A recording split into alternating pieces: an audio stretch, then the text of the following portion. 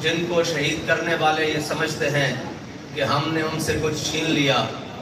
لیکن شہادت ایک ایسا رتبہ ہے جس کی دیت پہلے دی جاتی ہے اور جان بعد میں لی جاتی ہے۔ اللہ تعالیٰ نے وعدہ کیا ہے شہید کے ساتھ کہ اس کے خون کا قطرہ زمین پر بعد میں گرے گا، اور اس کی دیت رب کا دیدار ہے۔ اس کائنات میں سب سے قیمتی چیز ہمارے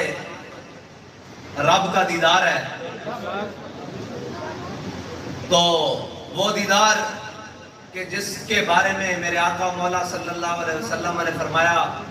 میں نے سب کے احسان اتار دیے، صدیق کا احسان باقی ہے۔ اور قیامت والے دن اللہ اولین و آخرین کو جمع کرے گا، اور سب کو جب جمع فرمائے گا اور سب کو دیدار کروائے گا، جب سب دیدار کر لیں گے پھر سب کو بھیج دے گا، پھر صدیق کو اکیلے بلائے گا۔ تو یہ ہے دیت شہید کی کہ صدیق اکبر نے جو اسلام پر احسان کیے، ان احسانوں کا جو بدلہ ہے وہ اللہ اپنے دیدار کے ذریعے دے گا۔ لیکن جو شہید ہوتا ہے، رب فرماتا ہے تیرا خون کا قطرہ زمین پر بعد میں گرے گا، اس کی دیت میں اپنے دیدار کی صورت میں پہلے عطا کروں گا۔ یہ ہے شہید، اور شہید کی قدر و منزلت تو ویسے ہی بڑی ہے۔ اور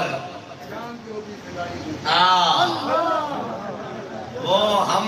جب مذاکرات کے لیے اکٹھے ہوئے تو میں شاہ صاحب کو کہا، میں نے کہا شاہ صاحب جیل میں بڑا کچھ پڑا ہے، لیکن سچی بات کہوں کہ ایک رند کی شیر نے مجھے ہلا کر رکھ دیا ہے۔ تو شاہ صاحب کہنے لگے وہ کون سا؟ میں نے کہا وہ اس نے کہا کہ جان جو بھی فدائی دیتا ہے تیرے مکھڑے کی منہ دکھائی دیتا ہے۔ اور شہادت ہے مطلوب و مقصود و مومن، نہ مال غنیمت نہ کشور کشائی۔ حضرت عامر بن فہرہ کو جب میدان بدر میں تیر لگا نا، تو تیر مارنے والے نے منظر عجیب دیکھا کہ جیسے ہی حضرت عامر بن فہرہ کے جسم میں تیر پیوست ہوا نا، تو آپ کی روح کے ساتھ آپ کا جسم بھی آسمان کی طرف اٹھنے لگا۔ تو اس نے تیر کمان وہیں رکھا اور سرکار کی بارگاہ میں حاضر ہو گیا۔ کہا یا رسول اللہ، آپ کے غلام نے ایک نعرہ لگایا ہے، ہم نے آج تک یہی سنا ہے، دنیا کا اصول ہے کہ جب انسان مر جاتا ہے تو بازی ہار جاتا ہے، لیکن آپ کے غلام کے جسم میں جب تیر پیوست ہوا اور خون کا فوارہ بلند ہوا تو اس نے کہا فزت برب الکعبہ، اللہ کی قسم میں تو بازی جیت گیا۔ اے ہمیں شہید کرنے والوں، ہمارے بچوں کے سینوں میں گولیاں مارنے والوں، ہمارے بچوں کا خون، ہمارے بھائیوں کا خون روڈوں پر بہانے والوں، فزت برب الکعبہ، خدا کی قسم ہم بازی جیت گئے۔ ابھی تو دنیا کی بازی ہے کہ وہ دن پلٹ کر آئے نہیں، اللہ نے تمہاری ٹانگیں ایسے واپس۔ میں ابھی مہذب الفاظ استعمال کر رہا ہوں ایسے ٹانگوں کا، اس سے بھی برا حال ہوا ہے، کیونکہ رب نے فرمایا واللہ عزیز ذو انتقام، اللہ بہترین انتقام لینے والا ہے۔ مولانا خدا بخش خیر پوری کو ملتان کی گلی میں کتی بھونکے تو وہ سلامت نہ رہے، اور جو حضور کے نعرے روڈ پر روزے کی حالت میں بلند کر رہے ہوں، تاجدار ختم نبوت کے نعرے لگا رہے ہوں، انہیں گولیاں مارنے والے، شر مارنے والے بچ جائیں گے؟ ابھی تو آغاز ہوا ہے۔ ابھی اچھا بات یہ ہے کہ انتقام جو ہے نا، وہ ابھی مر جائے کوئی، یا ابھی دنیا سے چلا جائے، ابھی رل جائے، چس نہیں آتی، رول رول کے آہستہ آہستہ، لحظہ لحظہ تیری رگوں میں میرا خون اترے گا۔ اور وہ خون سچی بات ہے، میں ذاتی طور پر تو ملک عامر بھائی کو، شہید کو نہیں جانتا تھا،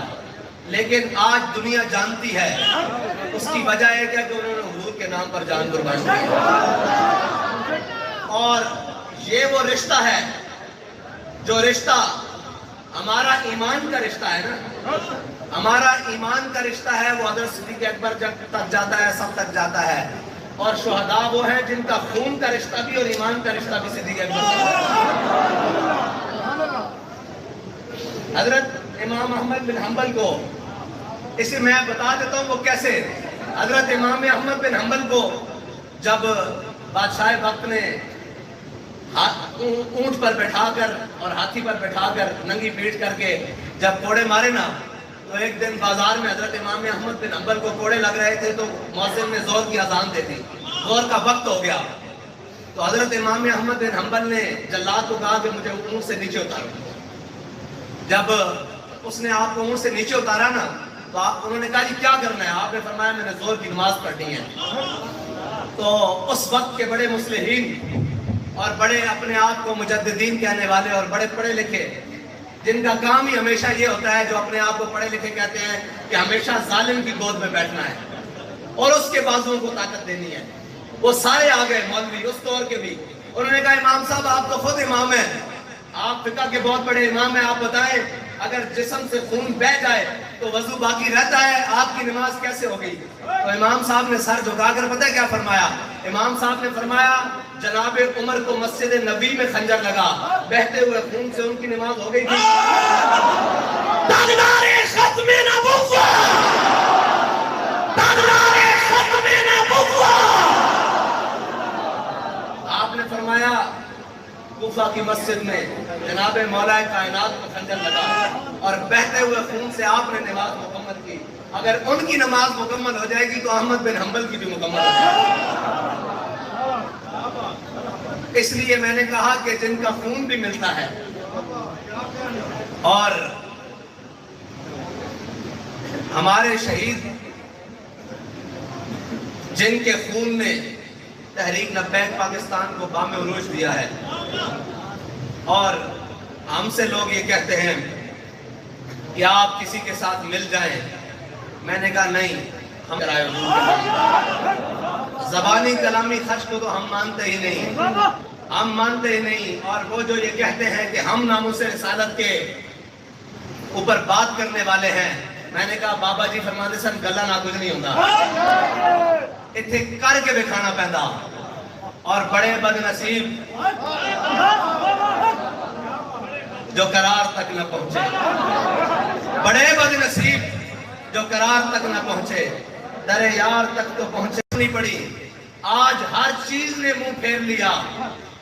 ہم نے کہا تھا پہلے ہی کہ میرے ہاتھ میں تھا جب تک میرے مصطفیٰ کا دامن. اگر تم نے حضور کی ناموس کے لیے اس وقت قدم اٹھایا ہوتا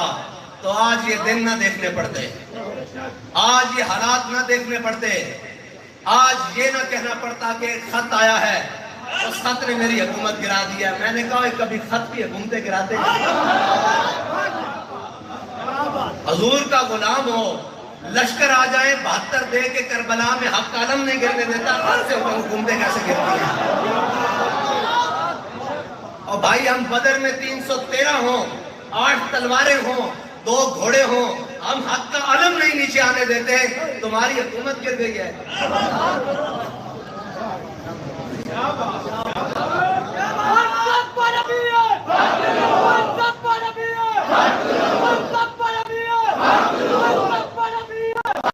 ہماری تو تاریخ یہ ہے کہ جب ہمیں خط آئے